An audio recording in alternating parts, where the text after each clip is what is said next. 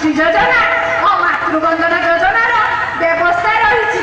ଏଥିପାଇଁ କି ଏହାର ସୁବିଧା ପାଇବା ପାଇଁ ଆପଣଙ୍କୁ ପ୍ରଥମେ ଅଙ୍ଗନବାଡି କେନ୍ଦ୍ରରେ ପଞ୍ଜୀକରଣ କରିବା ପାଇଁ ପଡ଼ିବ।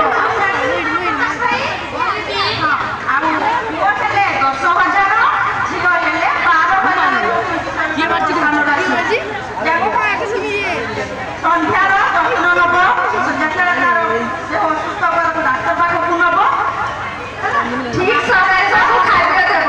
ଯଦି ଠିକ ସମୟରେ ତାଙ୍କର ଯତ୍ନ ନ ନେବ ତ ରୋଗିଣା ମା ସହିତ ରୋଗିଣା ଶିଶୁ ମଧ୍ୟ ଜନ୍ମ ହେବ। ହଁ ଦିଦି, ଏଥର ଆମେ ସବୁ ଜାଣିଲେ। ଏଥର ମାସକୁ ମାସ ସ୍ୱାସ୍ଥ୍ୟ ଡାକ୍ତରଖାନାକୁ ସ୍ୱାସ୍ଥ୍ୟ ପାଇଁ ଚେକଅପ୍ କରିବା, ଅଙ୍ଗନବାଡ଼ିକି ଯିବା, ଓଜନ ଉଚ୍ଚତା ନେବା, ସବୁ ପ୍ରେସ୍କ୍ରିପ୍ସନ୍ କରାହବ। ଏଥର ମୁଁ ଜାଣିଲି। ଏଥର ସବୁ ମା'ମାନଙ୍କୁ କହୁଛି ସମସ୍ତେ ଅଙ୍ଗନବାଡ଼ିରେ ନାମ ଲେଖାଇବେ। ତାପରେ ପରବର୍ତ୍ତୀ କାର୍ଯ୍ୟକ୍ରମ ହେଉଛି ଯେ ସମସ୍ତେ ସ୍ୱାସ୍ଥ୍ୟ ବିଭାଗ ଡାକ୍ତରଖାନାକୁ ଯିବେ, ତାପରେ ଟ୍ରିଟମେଣ୍ଟ ନେଇକି ହେବେ। ହଉ ପ୍ରକାଶ ଭାଇ, ନମସ୍ତେ ମାଉସୀ। ନମସ୍ତେ ପ୍ରକାଶ ଭାଇ।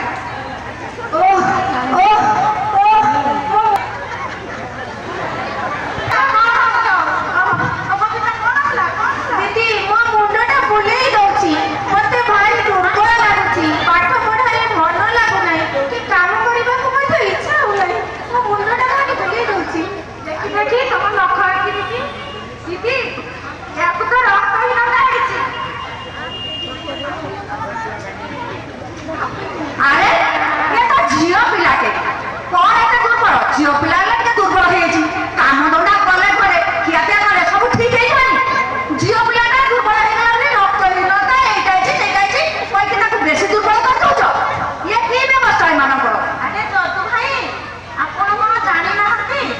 ଏଟା ହଉଛି ଆମର ଅଙ୍ଗନବାଡି କେନ୍ଦ୍ରରେ 10ରୁ 19 ବର୍ଷ ପିଲାମାନଙ୍କୁ, କିଶୋରୀ ବାଳିକାମାନଙ୍କୁ ଆର୍ଥିକ ବୈଠକ କରାଯାଉଛି। ଆଉ ସେମାନଙ୍କୁ ମୁଖ୍ୟମନ୍ତ୍ରୀ ସମ୍ପୂର୍ଣ୍ଣ ପୁଷ୍ଟି ଯୋଜନାରେ ସେମାନଙ୍କୁ ଖାଇବା ଦିଆଯାଉଛି।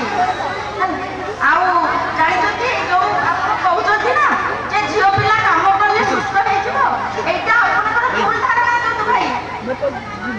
ପ୍ରତି ମାସରେ ଆମର ଅଙ୍ଗନବାଡିରେ କିଶୋରୀ ସଭା ହଉଛି। ସେଥିରେ ସେମାନଙ୍କର ମାସିକ ଋତୁସ୍ରାବ ସମୟରେ ପରିଷ୍କାର ସ୍ୱଚ୍ଛତା ଓ ସାନିଟାରୀ ପ୍ୟାଡ୍ର ବ୍ୟବହାର ସହିତ ବାଲ୍ୟ ବିବାହକୁ ରୋକିବା ବିଷୟରେ ବୁଝାଉଛନ୍ତି।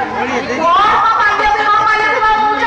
ଝିଅ ପାଠ ସାଠ ପଢିଲେ ସେ ପର ଘର ରୋଗ, ସିଏ ତାର